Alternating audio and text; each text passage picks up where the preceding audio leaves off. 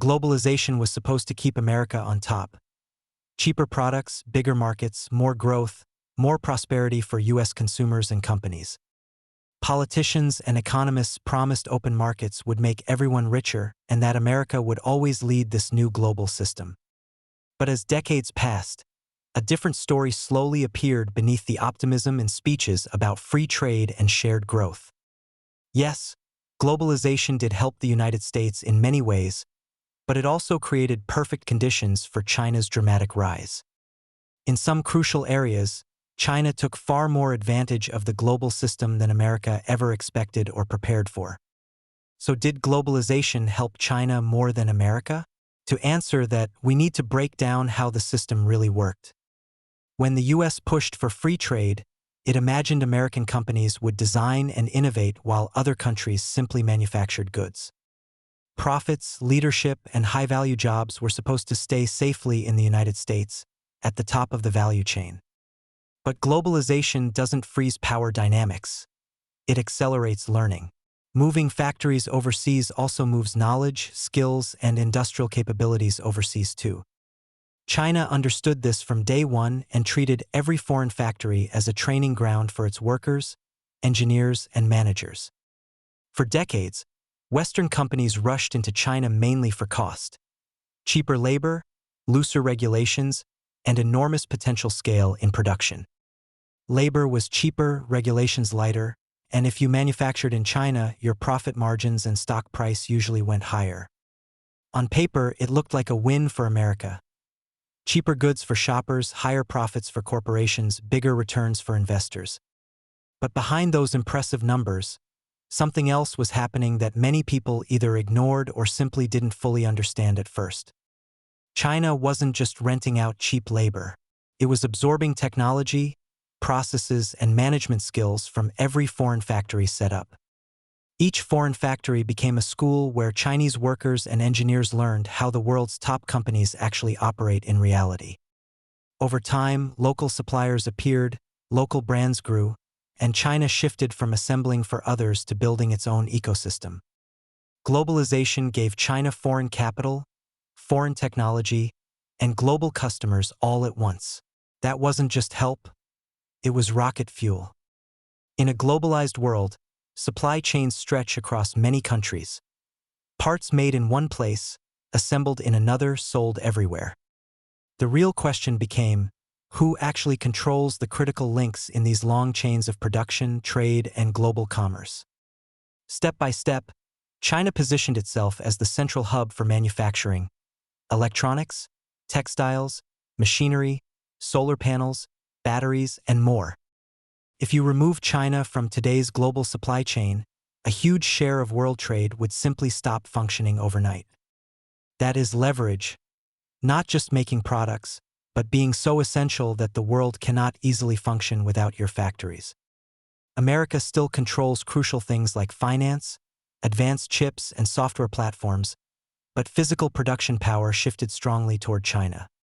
So while American companies enjoyed higher profits from offshoring, China gained the deeper status of being the factory of the world. Globalization didn't hurt all Americans equally. Its benefits and costs were spread very unevenly across different regions and social classes. Urban professionals in tech, finance, and services often gained the most, while consumers enjoyed cheaper phones, clothing, and electronics. But for many working-class Americans in manufacturing towns, globalization's story was factory closures, layoffs, and communities slowly hollowing out. The promise was that new, better jobs would replace the old ones, but in many places that transformation never truly happened. So U.S. corporations gained, but large parts of the American workforce felt left behind as China rapidly moved upward instead. China, meanwhile, lifted millions out of poverty into cities, factories, and an expanding middle class powered by global demand. In simple terms, globalization widened inequality inside America while raising overall living standards inside China on a massive scale. One big difference wasn't just what globalization did, but how each country chose to use and manage this powerful tool. The U.S. approach was mostly to let the market decide. Companies would chase whatever opportunities and profits they could find. China's approach was different. Use the market, but guide it with a national strategy that serves long-term development goals. China mixed globalization with industrial policy, choosing sectors like steel, electronics, telecom, EVs, and batteries to heavily support and protect. It built ports, railways, and highways at incredible speed, creating infrastructure that could move goods and people across the country efficiently. At the same time, China invested heavily in education, STEM, and engineering talent, preparing a workforce ready for advanced industries. All of this was guided by long-term plans, 5-year programs and visions stretching toward 2035, 2049, and beyond. So when foreign companies arrived, China didn't just say, "Welcome, make money." It quietly asked, "How can we learn from you?" Globalization was the arena. China entered with a playbook, while many others simply assumed the game would always favor them. Another key piece was technology transfer. To access China's huge market, many firms accepted joint ventures and local production requirements. Companies shared processes and sometimes technologies, gaining sales in the short term while unintentionally strengthening future Chinese competitors. Over time, Chinese firms climbed the value ladder from basic assembly to design, research, development, and their own global branding. Products once designed in the US and made in China slowly became designed and made entirely in China itself. Globalization made that evolution much faster than in a closed world, compressing decades of industrial learning into a few intense years. America still holds great power in finance and technology. The dollar dominates, and US platforms still shape much of the internet.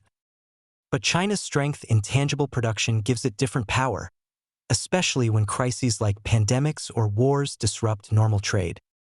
Globalization made Wall Street richer, but it made China's industrial base stronger, and factories often matter as much as finance. Both countries gained from globalization, but America often treated it as a short-term profit machine while China used it strategically.